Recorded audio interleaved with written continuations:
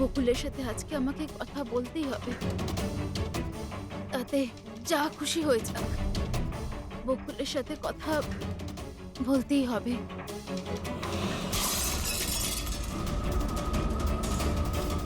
বাড়িতে তো কেউ নেই, তাহলে এই আওয়াজ কিসের?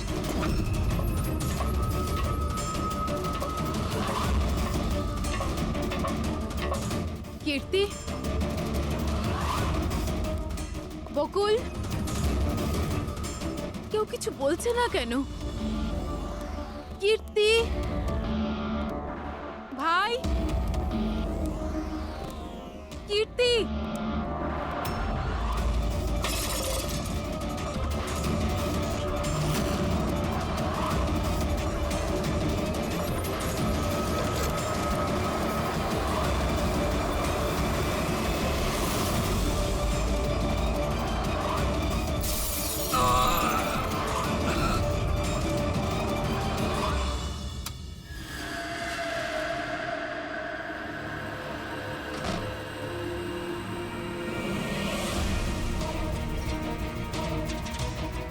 দাদার সুটকেস? দাদা ব্যাঙ্গালোর যায়নি বুঝি?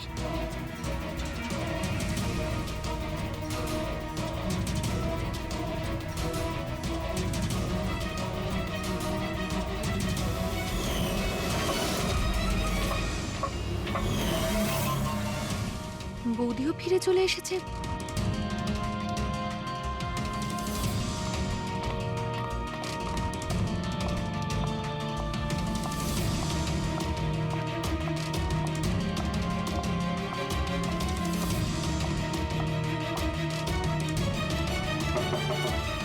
দাদা,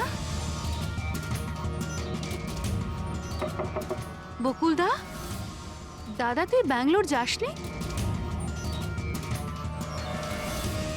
বৌদি,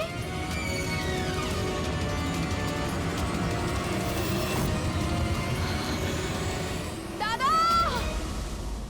দেখো কীর্তি, এটা খুনের ব্যাপার।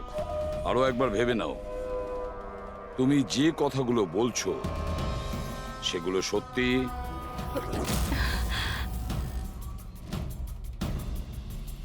স্যার আপনি, আমাদের মনে হচ্ছে না এই ব্যাপারটা সত্যি। আপনার মনে হওয়া না হওয়াতে কিছু এসে যায় না। যখন আপনাকে কিছু জিজ্ঞাসা করা হবে তখনই বলবেন। হতে পারে ও সত্যি বলছে, কি জানি। আমি পাগল নই, আমি সম্পূর্ণ সুস্থ। আমি বলছি তো আপনাদের, আশিকা বৌদি নিজেই বলেছে, বৌদি নিজে দাদাকে খুন করেছে।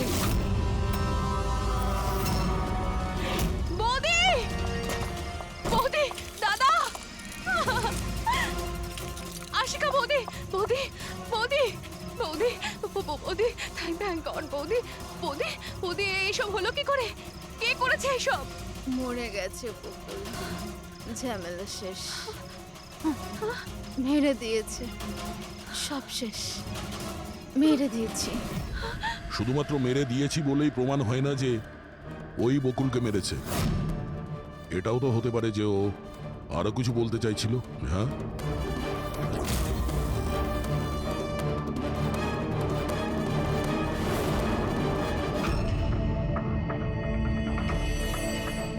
একটা কথা বলো, বকুল যখন খুন হয় তখন তোমরা সবাই কোথায় ছিলে? কোথায় ছিলে তোমরা? আমি আর নিতিন তো এক বন্ধুর বিয়েতে খান্ডালা গিয়েছিলাম। কীর্তির ফোন এলো আর আমরা তাড়াতাড়ি চলে এলাম। আমার বিজনেস মিটিং ছিল হোটেল কিটসে। ওখানে একজন ক্লায়েন্টের সঙ্গে ডিনার ছিল। নিতিনের ফোন পাওয়া মাত্র আমি এখানে চলে আসি। আর আপনি কীর্তি, আপনি কোথায় ছিলেন? আমি তো বাইরে গেছিলাম। কীর্তি বাইরে গিয়েছিল, কাকাবাবু ক্লায়েন্টের সঙ্গে মিটিংয়ে ব্যস্ত ছিলেন, আর আপনারা দুজন খান্ডালা গিয়েছিলেন। আর সেই সময় বকুল আর আশিকা বাড়িতে একাই ছিল, তাই তো? বকুলদারও তো ব্যাঙ্গালোর যাওয়ার কথা হয়েছিল। দাদার 11টার ফ্লাইট ছিল। আর আশিকা বৌদি তো পার্টিতে গেছিল। আপনারা কেউ বাড়িতে ছিলেন না? তাহলে ব্যাঙ্গালোর যেতে গিয়ে বকুল ফিরে এলো কেন? আর এই আশিকা ও পার্টি থেকে ফিরে এলো কেন? সেটা আপনি গিয়ে আশিকা বৌদিকে জিজ্ঞাসা করুন না যে বৌদি এত তাড়াতাড়ি কি করে ফিরে এসেছিল। বৌদি তো এটা বলে গেছিল যে বৌদি সকালে ফিরে আসবে। ওটা তো আমরা ওনাকে জিজ্ঞাসা করবই। এবার আপনি বলুন যে আপনি কোথায় ছিলেন তখন? আমার মা তো ব্যান্ড্রায় থাকে। আমার মায়ের হঠাৎ ফুড পয়জনিং হয়েছিল, আমি তো মায়ের কাছে ছিলাম, আর ওখান থেকে ফিরেছিলাম আমি। বাহ দয়া, প্রতিটা কথায় এক্সপ্লেনেশন আছে। যে বকুলের খুনের সময় আমি ওখানে ছিলাম, এখানে ছিলাম, আমি ওখানে গিয়েছিলাম, সবকিছুর ব্যাপারে এক্সপ্লেনেশন আছে। কিন্তু সবাই মন দিয়ে শুনুন একটা কথা, যে সিআইডির কাছে কোনো সত্যি বেশিক্ষণ গোপন রাখা যায় না, সেটা সামনে আসবেই।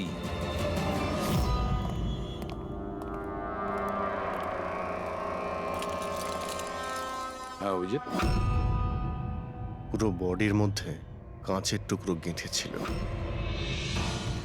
আর হ্যাঁ স্যার, টেস্ট করেও দেখেছি স্যার, এখানে যে রক্তটা আছে সেটার কোথাও নেই স্যার। একটা কাজ করো, বাড়িটাকে খুব ভালো করে তল্লাশি করো, দেখো কিছু না কিছু প্রমাণ নিশ্চয়ই পাবে, তাই না?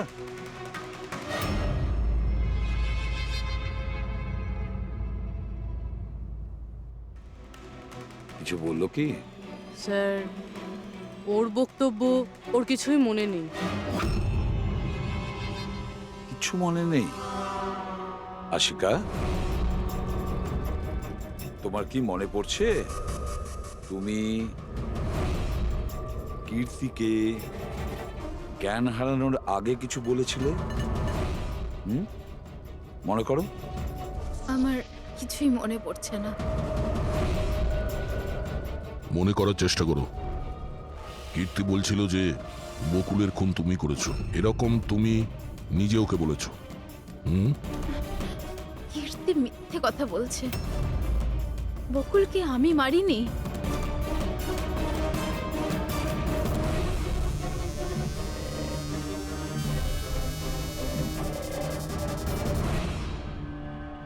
স্যার, এ আবার স্মৃতিশক্তি চলে যাওয়ার অ্যাক্টিং করছে না তো? হতে পারে, কারণ বকুল এখানে রক্তাক্ত অবস্থায় পড়ে রয়েছে আর ওর মাথায় সামান্য একটু আঘাত, ব্যাস অজ্ঞান হলো কি করে? সেটাই তো, এর থেকে সত্যিটা বের করতে হবে। কি করে করবেন স্যার?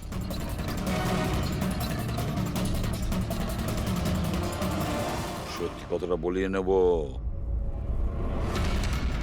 নার্কো টেস্টের মাধ্যমে।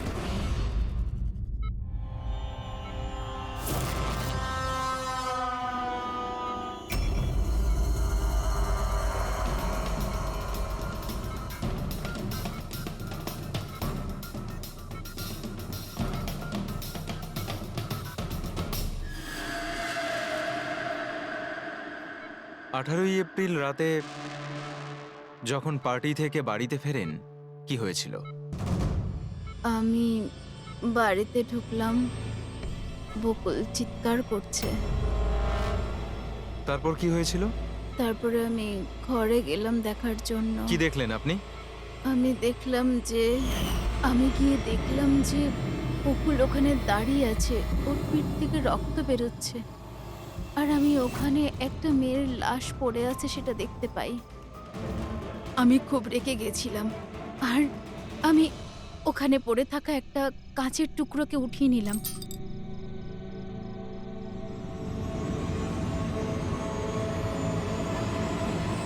আর আমি বকুলকে মেরে দিলাম।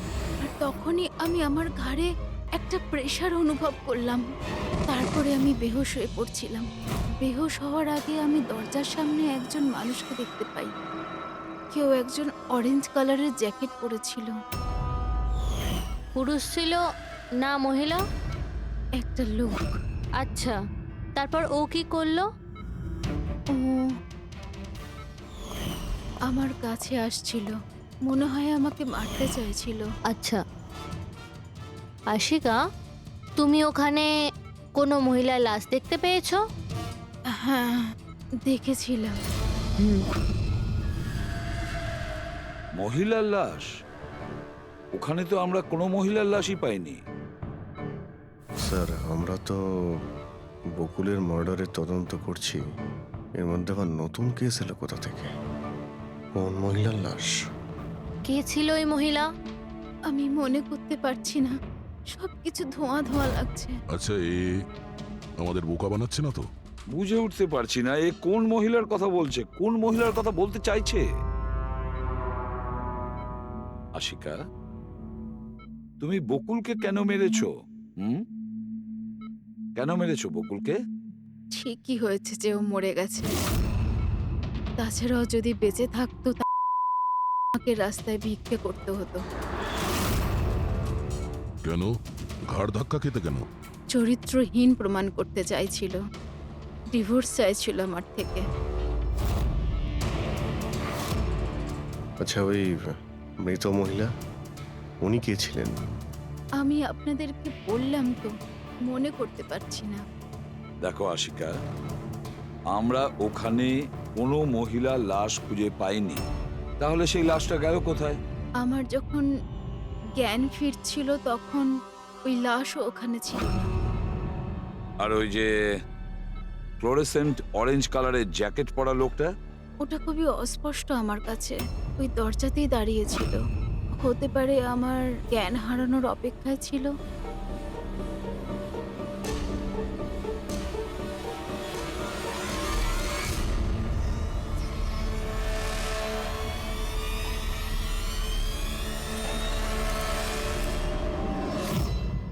এখন আশিকা ওটাই বলছে যেটা ওর মনে হচ্ছে, কিন্তু টেস্টে আশিকা সবটা সত্যি বলেছে।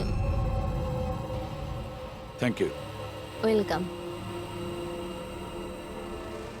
স্যার, ও যদি নার্কো টেস্টে ঠিক বলে তাহলে তো আমাদের ওই মরা মহিলাটা সম্পর্কে জানতে হবে। মনে হচ্ছে ক্রাইম সিনে দ্বিতীয়বার যেতে হবে, ভালো করে আবার চেক করব। কোনো না কোনো প্রমাণ তো নিশ্চয়ই আমরা পাবো। স্যার, এই মেশিন কি কিছু স্পেশাল? এই মেশিনটা যে কোনো ছোট কোনো প্রমাণ খুঁজতে সক্ষম, যেরকম মাইক্রোবস, যেটা সাধারণত ধোঁয়াতে মিশে যায়। আর এই যে মেশিনটা না, একটা ঘরের মধ্যে একদম ক্ষুদ্র থেকে ক্ষুদ্রতর ডাস্ট পার্টিকলস, সেগুলো দিয়ে ওই জ্যাকেট পরা লোকটা সম্পর্কে আমাদের জানিয়ে দেবে যে এই ঘরের মধ্যে ছিল। খুব ভালো।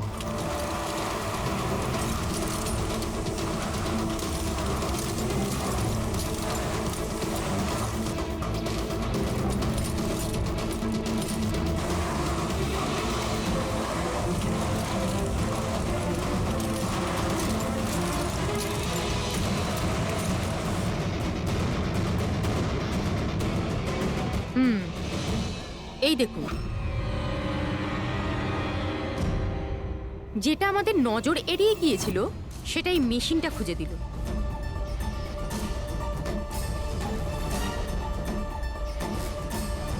এটা তো মনে হচ্ছে কারণ নখ। তাও আবার নেল পেন্ট লাগানো, ডেফিনেটলি কোনো মহিলারই। কিন্তু স্যার এখানে কিভাবে? হয়তো দৌড়োদৌড়ি, হাতাহাতিতে কোনো জিনিসের সঙ্গে ধাক্কা লাগে আর নখটা পড়ে যায়। বাড়ির সবাইকে চেক করো তো, ওদের কারণ হয়তো।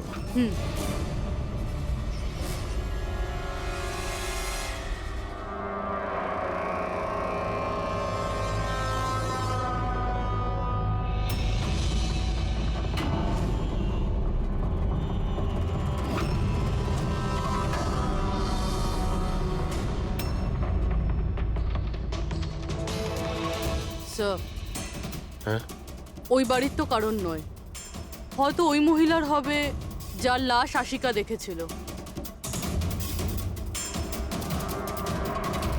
তাই তো মনে হচ্ছে।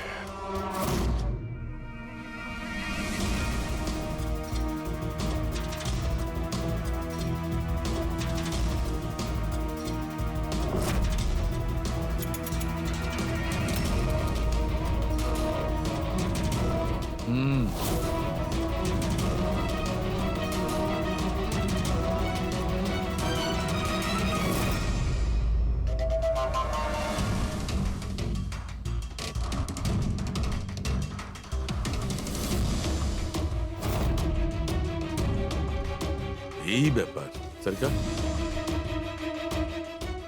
রাইট কি জানতে পেরেছো এই নখ থেকে? এটা কার? স্যার, এই নখটা ডিএনএ কোনো ফ্যামিলি মেম্বারের সঙ্গে ম্যাচ করেনি। কিন্তু একটা কথা জানা গেছে বস, এই নোকটা যারই হোক না কেন, ও একজন মহিলা আর তার বয়স 20 থেকে 25 বছর। 20 থেকে 25 বছরের মহিলা? আর একটা কথা, হ্যাঁ,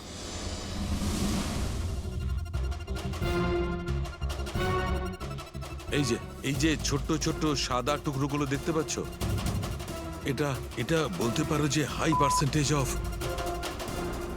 নখ থেকে পেয়েছি। এই মেয়েটা ড্রাগ অ্যাডিক্ট ছিল? হ্যাঁ, এটা ওদের পরিবারের কারণ নয়, বাইরের কারণ। স্যার, তার মানে যদি কেউ বাইরে থেকে আসে তাহলে কোনো গাড়ি, অটো বা ট্যাক্সি করেই নিশ্চয়ই আসবে। হ্যাঁ, খোঁজ নিয়ে দেখতে হবে রিক্সাওয়ালা, ট্যাক্সিওয়ালা বা ওদের মতো কেউ ওই মহিলাকে বাড়িতে ছেড়ে দিয়ে এসেছিল কিনা। স্যার, ওই আশিকা বলছিল কোনো সাফাই কর্মী অরেঞ্জ কালারের জ্যাকেট পরেছিল ওখানে। বেহুশ হওয়ার আগে আমি দরজার সামনে একজন মানুষকে দেখতে পাই। কেউ একজন অরেঞ্জ কালারের জ্যাকেট পরেছিল। ও কে, কোথা থেকে এসেছিল, কোথায় উধাও হয়ে গেল, ওর ব্যাপারে খোঁজ নিতে হবে। স্যার, যত ড্রাগ পেডলার্স আছে ওদের কাছে জানতে হবে যে কত মহিলা এই হাই ডোজের ড্রাগস নেয়।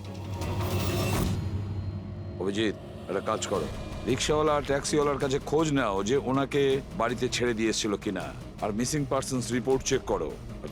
স্যার, শহরে যতগুলো ড্রাগ পেডলার আছে না, সবার কাছে গিয়ে খোঁজ নাও, দেখো ওরা এমন কোনো মহিলাকে চেনে কিনা যে হাই কোয়ালিটির ড্রাগ ব্যবহার করে। আর আমরা গিয়ে ওদের বাড়ির লোকের সঙ্গে কথা বলি, দেখা যাক ওরা কোথায় যায়, কি করে ওই ঘটনার সময়।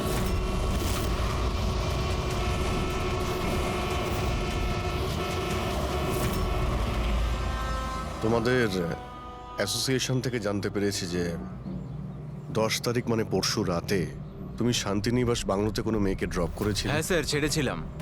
তখন টাইম কত ছিল মনে আছে স্যার, তোমার? প্রায় 1টা নাগাদ ওই বাংলোতেই।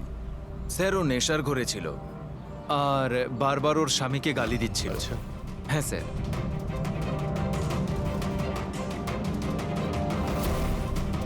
ওই মেয়েটা কি এ ছিল?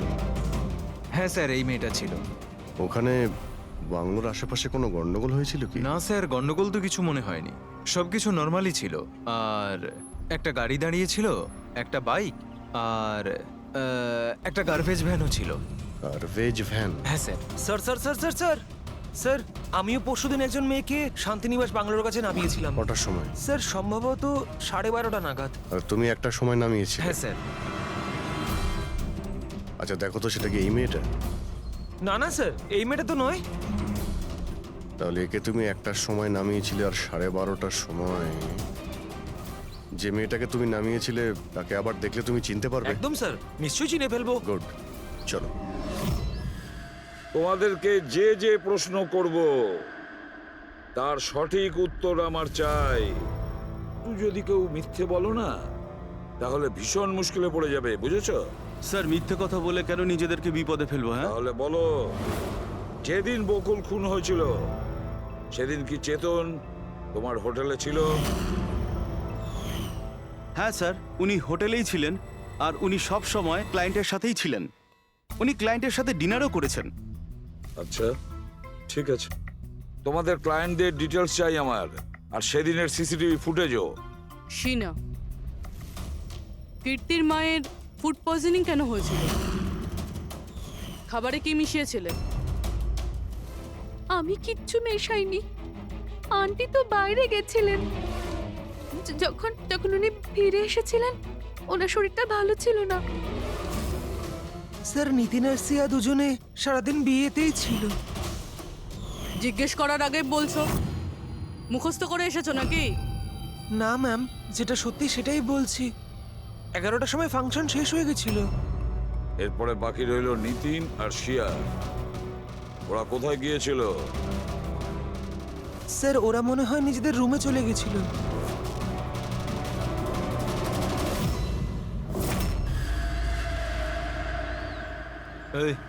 এই মাল কোথায় পাওয়া যাবে?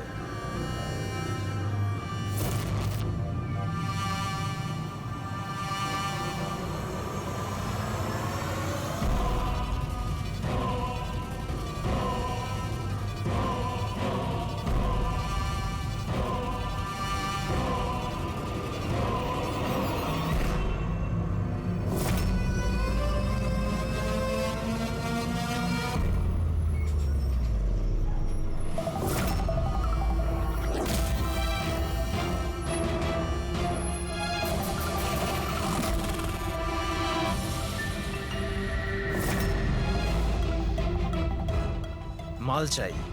পেয়ে যাবি। কতটা চাই?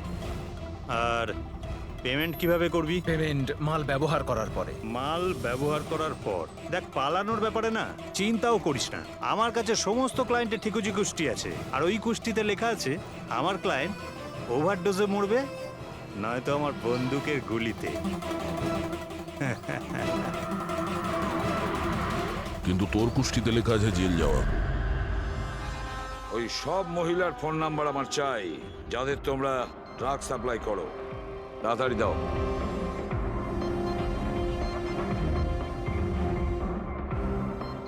পুরবি, দেখো তো একটু কল করে এই সব নম্বরে। দেখো কেউ আবার উধাও হয়ে যায়নি তো।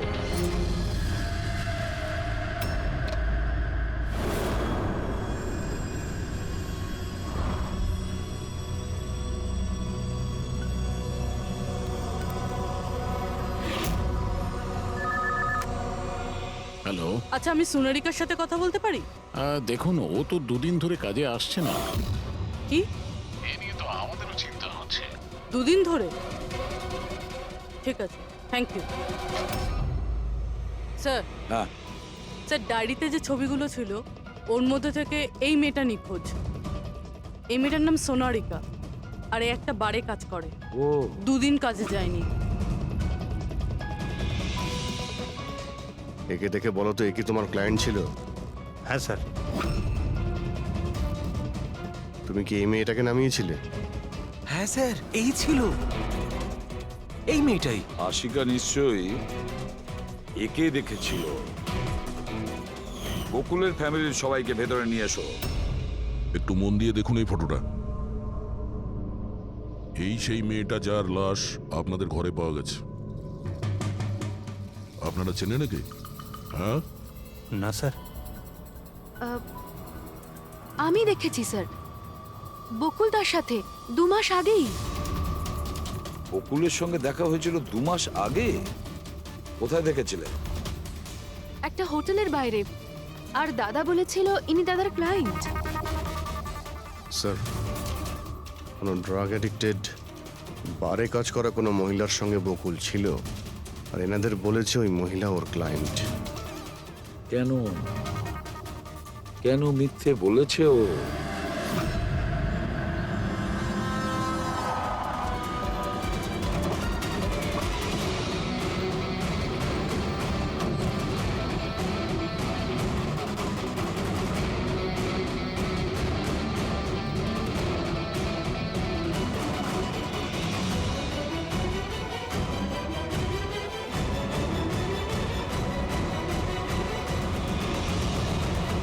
আচ্ছা, সোনারিকা এখানেই কাজ করতো না? আগে হ্যাঁ, এখানেই কাজ করতো। আপনারা কে? সিআইডি। সোনারিকা খুন হয়ে গেছে। সে কি? এই জন্যই দুরাত্রির ধরে ও কাজে আসছে না। হ্যাঁ, কিন্তু আমরাও লাশটা পাইনি। আর সাথে সাথে এই এর নাম বকুল, এও খুন হয়েছে। আমরা এটা জানতে চাই যে সোনারিকার সঙ্গে এই বকুলের কি সম্পর্ক ছিল? সম্পর্ক কি ছিল তা তো জানি না, তবে হ্যাঁ, এই লোকটা কখনো কখনো আমাদের বারে ওকে নিতে আসতো। এ ব্যাপারে আরো কিছু খবর আপনাদের তেজি দিতে পারবে স্যার। এই তেজিটাকে? স্যার, এই হলো তেজি। তেজি, সোনারিকা তোমার বন্ধু। এটা বলো যে এই লোকটার সঙ্গে সোনারিকার কি সম্পর্ক ছিল? স্যার, সোনারিকার সাথে বকুলের অ্যাফেয়ার চলছিল। বকুল ওর সমস্ত এক্সপেন্সিভ খরচগুলো দিত, কিন্তু ওর বকুলের বিরুদ্ধে সবসময় কোনো না কোনো অভিযোগ থাকতো। ঠিক কিরকম বলো তো? ওই তো, যেমন ধরুন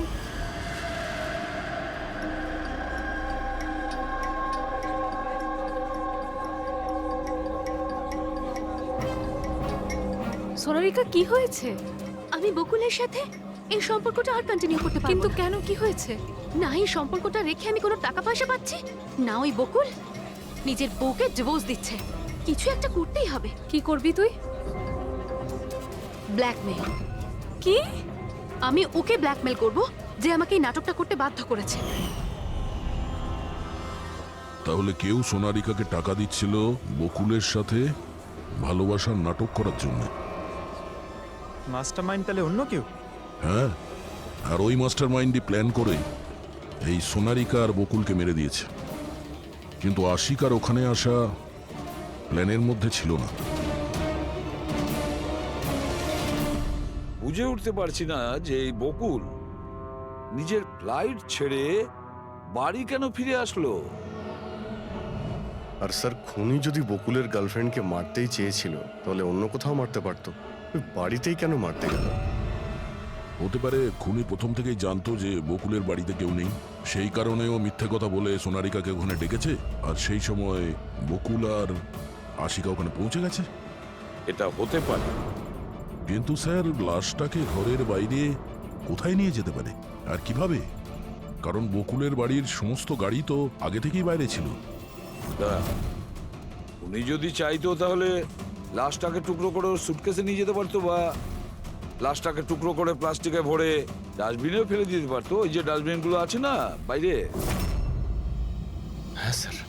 একটা গাড়ি দাঁড়িয়েছিল, একটা বাইক, একটা গার্বেজ ভ্যানও ছিল। কি রাত্রি 1টার সময়? রাত্রি 1টার সময় বাংলোর বাইরে ময়লার গাড়ি দাঁড়িয়ে ছিল? তার মানে স্যার এই খুনটা প্ল্যান করা ছিল। খুনি গার্বেজ ভ্যান নিয়ে এসেছিল লাশটাকে সরিয়ে ফেলার জন্য। আর স্যার এই ফ্লুরোসেন্ট অরেঞ্জ কাপড় গার্বেজ ভ্যানের লোকেরাই তো পরে। স্যার, হ্যাঁ, চেতন যেই কোম্পানির বিজনেস ডিনারে গিয়েছিল এই নামে কোনো কোম্পানিই নেই। আমার বিজনেস মিটিং ছিল হোটেল গেটসে। আর কীর্তির মা বাইরের কিচ্ছুই খায়নি। আমার মা ব্যান্ড্রায় থাকেন। মায়ের হঠাৎ করে ফুড পয়জনিং হয়েছিল, আমি তাই মায়ের কাছে আবার একবার ফুড পয়জন হোক কেমন? ঠিক আছে, এটাও জানা দরকার যে যে রাতে বকুল আর ওই মেয়েটা খুন হয়েছে ওই রাতে খান্ডালা থেকে কোনো ট্যাক্সি বা প্রাইভেট কার বাংলোতে এসেছিল কিনা। তোমার মায়ের রোগের ব্যাপারে সত্যি সত্যি বলো। ওনার মেয়ের শিনার কথা অনুযায়ী ওনার এই অবস্থা ঘরের খাবার খেয়ে হয়নি। হ্যাঁ, এটা সত্যি। মা ঘরের কোনো খাবার খায়নি, বরং মা তো আমাকে বলছিল যে মা ড্রাইভারের সাথে কোথাও বাইরে গেছিল আর কারে বসে কিছু ওষুধ খেয়েছিল। ওষুধ খেয়েছিল? হ্যাঁ, আমাদের ড্রাইভার অমনও তাই বলছিল। তোমাদের ড্রাইভার এখন কোথায়? স্যার, আমি সমস্ত ড্রাইভারদের নিয়ে এসেছি যারা গার্বেজ ভ্যান চালায়। আমরা একটা গার্বেজ ভ্যানের সন্ধান পেয়েছি যেটা মাঝরাতে রাস্তার মাঝখানে দাঁড়িয়েছিল, যাতে লাশ বয়ে নিয়ে যাওয়া হয়েছিল। ভ্যানের ব্যাপারে জানতে পেরে গিয়েছি। সার্ভেলেন্স ক্যামেরাতে আমরা সেটা পরিষ্কার দেখতে পেয়েছি। কেন?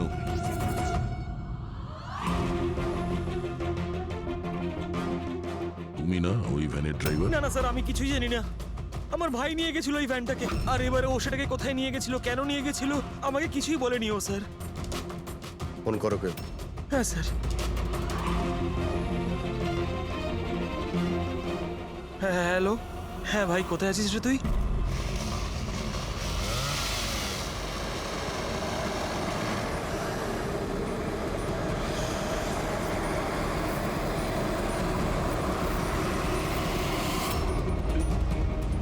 কি ভাই কেমন আছেন?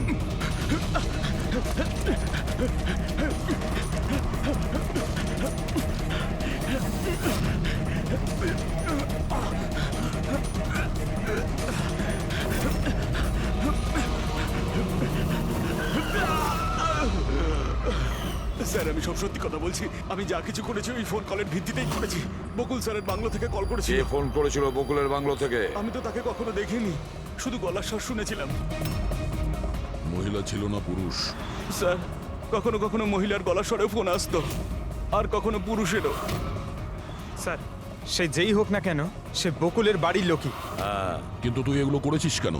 কেউ ফোনে কিছু বলে দিল তুই করে দিবি? হ্যাঁ স্যার, আমাকে লোভ দেখানো হয়েছিল যে আমার 5 লাখের দেনা শোধ করে দেওয়া হবে যদি ওনার কথা আমি শুনি। তো স্যার, আমি লোভে পড়ে গিয়েছিলাম স্যার। আমি কোনো খুন করিনি স্যার, আমি শুধু লাশটার একটা ব্যবস্থা করেছিলাম স্যার। লাশ কোথায়?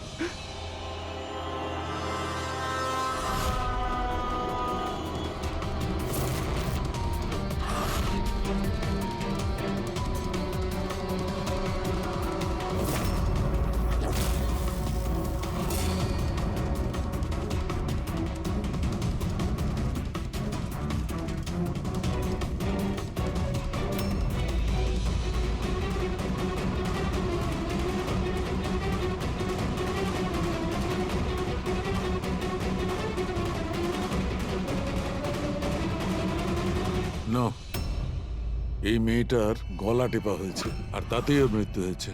এই জন্য এর খুনের কোনো চিহ্ন খুঁজে পাওয়া যায়নি ক্রাইম সিন থেকে। আর এর পায়ের বুড়ো আঙ্গুলের নখটাও ভাঙা রয়েছে।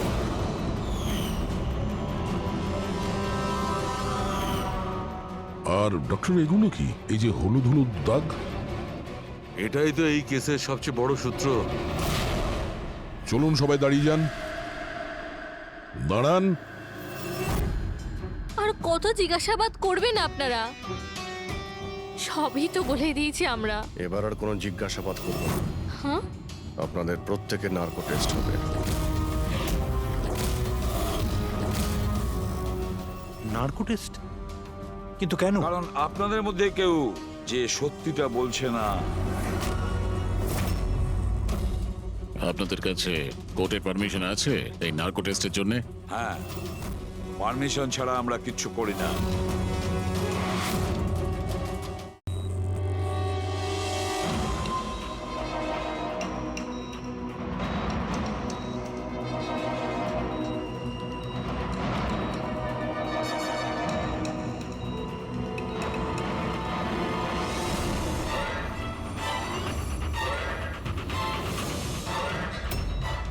ঘুম আসছে? যা আমি আপনাকে বলবো তার সঠিক সঠিক উত্তর দেবেন, ঠিক আছে? সোনারিকাকে আপনি চেনেন?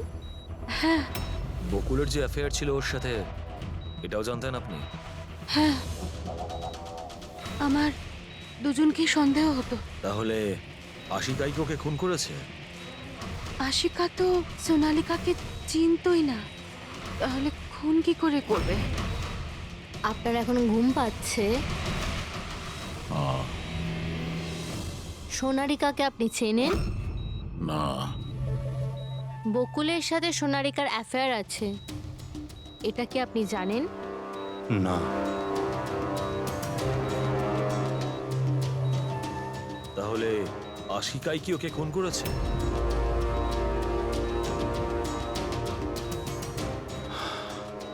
আশিকা সোনালীকে চিনত, আর এই আশিকাই বকুল আর সোনালীকে খুন করেছিল। ও নিজেই এই খুনের ষড়যন্ত্রটা রচনা করেছিল। আশিকা চালচলন কিছুদিন ধরেই খুব অদ্ভুত লাগছিল। এই কথাটা আমি বকুলকে বলেছিলাম। কি হয়েছে স্যার? কিছুই হয়নি নিতিন, শুধু এটাই বলার ছিল টুথ সিরাম অ্যাপ্লাই করলে মানুষ শুধু এটুকুই উত্তর দেয় যতটুকু তাকে প্রশ্ন করা হয়, এর থেকে বেশি কিছু বলে না। ব্যাপারটা হলো মানুষের ব্রেন নিজের মেমোরি শেয়ার করে, কিন্তু ওপিনিয়ন দেয় না, যেটা তুমি দিয়েছো। এখন সব কথাগুলো সত্যি সত্যি বলে দে, নাহলে তোকে আসল সিরামটা দিতে হবে। আসল সত্যিটা মানে আমরা যে ইনজেকশনটা দিয়েছিলাম ওটা আসল ট্রুথ সিরাম ছিল না, ওটা গ্লুকোজ ইনজেকশন ছিল। হোয়াট? তোমাকে আমরা আগেই সন্দেহ করেছিলাম, কিন্তু চেয়েছিলাম সব সত্যিটা তুমি নিজের মুখেই স্বীকার করো। নিতিন, সবকিছু তুমি খুব চতুর ভাবে দিয়েছো, কিন্তু মেয়েটার গলায় যে হলুদ রং লেগেছিল না, সেটাই তোমাকে ধরিয়ে দিয়েছে। সেই হলুদ যেটা বিয়ের সময় তোমার হাতে লেগেছিল। এই যে হলুদ রঙের পার্টিকেলস গুলো দেখতে পাচ্ছ, এইগুলো আসলে হলুদ, আর এই হলুদের সঙ্গে আটা আর তেল মেশানো হয়েছিল। আটা, তেল আর হলুদ। মুখে কোনো হলুদ নেই, শুধু এইখানে, এই গলার কাছে। কোথা থেকে আসতে পারে এই হলুদ? স্যার, শিয়া বলছিল যে ওরা খান্ডালা গেছিল বিয়ের জন্য, আর ওখানে গায়ে হলুদের অনুষ্ঠানে যুক্ত হয়েছিল। বকুল 500 কোটির রাজত্ব চালাতো, সেই রাজত্ব যেটা আমি তৈরি করেছিলাম, কিন্তু আমাকেই ওই রাজত্ব থেকে বার করে দেওয়ার চেষ্টায় ছিল। ওর সঙ্গে তুমি কথা বলতে, ওকে বোঝাতে। কথা বলার অনেক চেষ্টা করেছিলাম স্যার, অনেকবার চেষ্টা করেছিলাম, কিন্তু ও শুনতো তবে না। ভাই ছিল আমারও, আমি কখনো মারতে চাইনি ওকে। কিন্তু পুরো রাজত্বটা নিজের নামে করতে চাইছিল। সেই জন্য আমি একটা প্ল্যান করলাম। কি প্ল্যান করেছিলে? বকুল আর আশিকার প্রায় প্রতিদিনই ঝগড়াঝাটি হতো। ও আশিকাকে ছেড়ে দিতে চাইছিল। আমি সোনালীকে টাকার লোভ দেখালাম আর ওকে বললাম যে বকুলের সাথে মিথ্যে ভালোবাসার নাটক করে যাক। আর একদিন সময় হলে ওকে বিয়েও করে নিক। আসলে আমি এই সোনালীর মাধ্যমেই আমার হারানো রাজত্ব ফিরে পেতে চাইছিলাম। কিন্তু ওকে কেন মেরে দিলে? ও তো তোমার সঙ্গই দিচ্ছিল। সেটা প্রথমে স্যার, কিন্তু পরেও আমাকে ব্ল্যাকমেইল করা শুরু করলো। আর সেই জন্যই তুমি মেয়েটিকে কায়দা করে বাড়িতে ডেকে নিয়েছো। হ্যাঁ স্যার, সেই রাতে আমি এমন সিচুয়েশন ক্রিয়েট করলাম যাতে কি সমস্ত লোক বাড়ির বাইরে থাকে। আমিও ওয়াইফকে নিয়ে খান্ডালা চলে গেলাম। আর যেই আমার ওয়াইফ ওষুধ খেয়ে শুয়ে পড়লো, আমি সঙ্গে সঙ্গে ট্যাক্সি নিয়ে এখানে চলে এলাম আর আমনকেও ডেকে নিলাম। সোনালীর ঘরে পৌঁছতেই দেখো সোনালী, আমার কথাটা বোঝার চেষ্টা করো। যদি এই মাঝপথে তুমি আমার সঙ্গটা ছেড়ে দাও তো আমার পুরো প্ল্যানটা বানচাল হয়ে যাবে। হয়ে যাক তোমার সব প্ল্যান বানচাল, আমার কিচ্ছু যায় আসে না তাতে। আর এমনিতেও ওই বকুলের প্রতি আমার কোনো ইন্টারেস্ট নেই। আমি ওকে ভালোবাসি না আর ওকে বিয়েও করতে চাই না।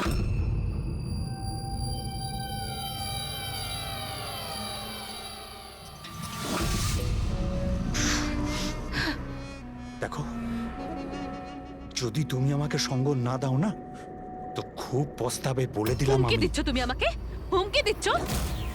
হ্যাঁ, এমনটাই ভেবে নাও।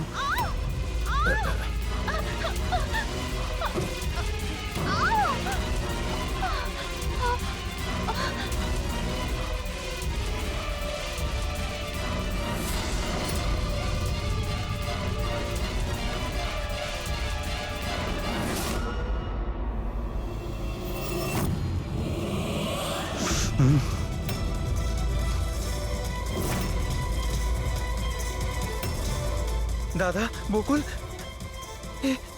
এটা কি করলে তুমি? না না, এই সোনালী আমাকে ফাঁসানোর চেষ্টা সোনালী, করছে। আমি পুলিশকে ফোন করব। আমি এক্ষুনি ফোন করছি। বকুল!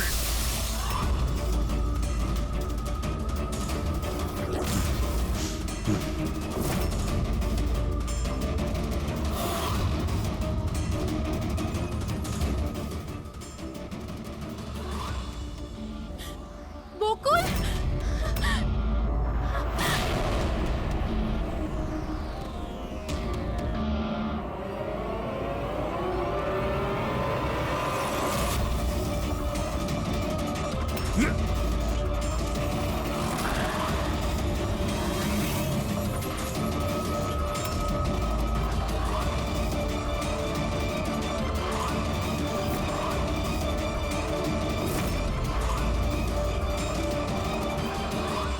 আমি অমলকে ফোনে প্রথমেই বলে দিয়েছিলাম সোনালীর লাশটা একেবারে সরিয়ে ফেলতে, আর ও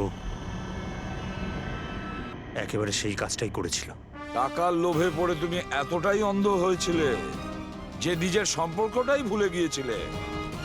নিজের ভাইয়ের প্রাণটা নিয়ে নিয়েছো, আর তার উপরেও নিজের সঙ্গী মেয়েটিকেও খুন করলে তুমি।